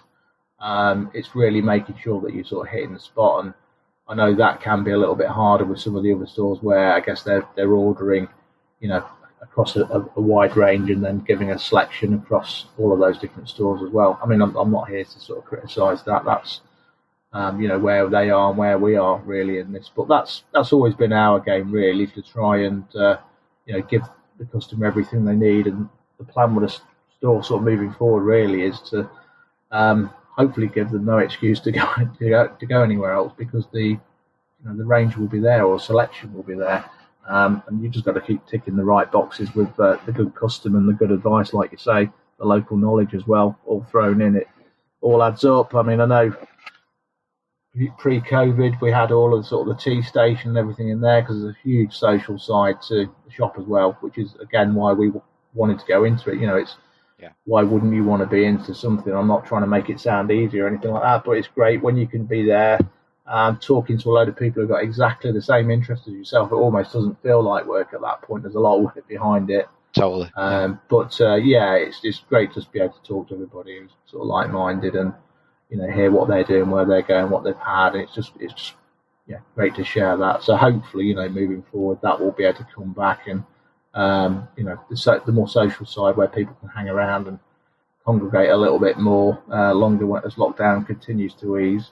we can get back to that, fingers crossed, which would be good. Well, finally from me, there's one thing I really, really like about your shop, and that's the loyalty program. So if you want to explain that to listeners. And second, and just to finish on, I guess, any plans for e-commerce, mail order, or are we just going to keep it local?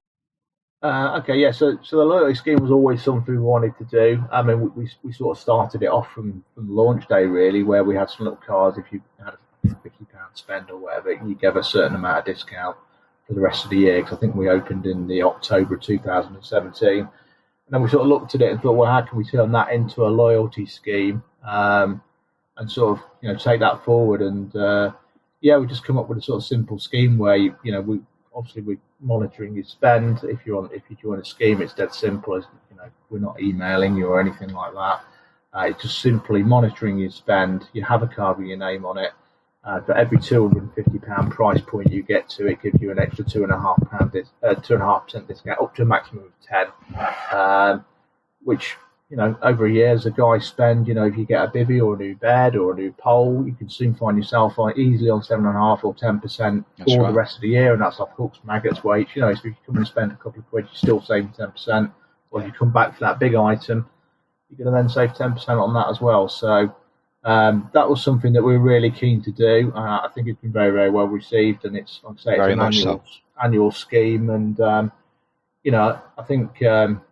It's that little bit about giving back, isn't it? You see some companies who just price everything really low, but it was just a good way to get the stuff in at the right price point and then give people the discount for loyalty, as they continue to sort of shop with us. And on the e-commerce part, it was always the plan.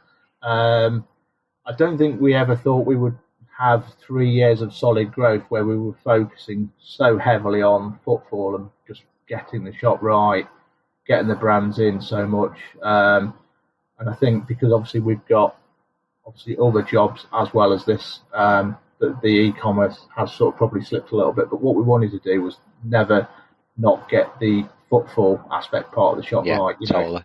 It's no good shipping something to Kent and that guy who never will see you and probably will never use you again. Who knows? Maybe would do if he received his product on time and he was happy with that.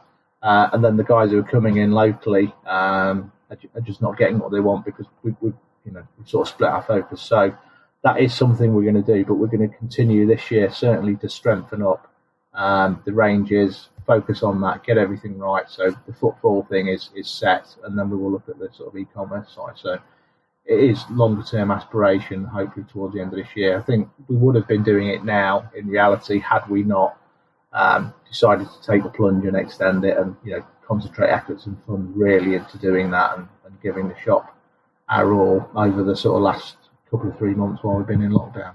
Continue doing what you're doing locally. I love it. It's a great shop. Thanks, Dave. It's got so much choice, and to have that on my doorstep, I feel pretty lucky in that respect. So, Mark, thanks so much for your time. I wish you the best of luck for this year, and I'll see you on Saturday when I come and get my maggots and spend another 20-30 quid like I do every week.